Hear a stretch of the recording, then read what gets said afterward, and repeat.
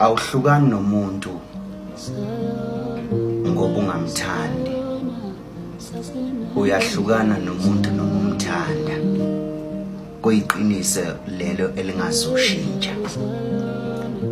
And kunabantu noma ungabathanda njani kodwa iqiniso lithi akuphileki nabo.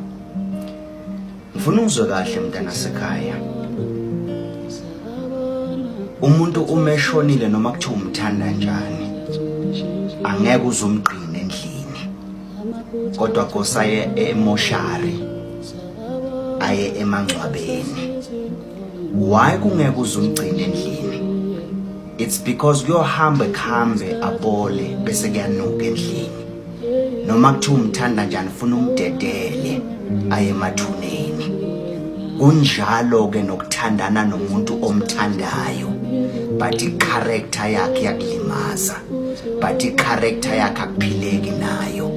Uyabona nje ukuthi uwenza le relationship ibe toxic. Ngiyayiphinda lento, uyahlukana nomuntu usamthanda egameni lokuthi akuphileki naye. Dasekhabe ngicela uwenze umncwabe enhlizweni yakho, umncwabe ephila, ngoba kuyenzeka umuntu umncwabe afe kodwa ephila.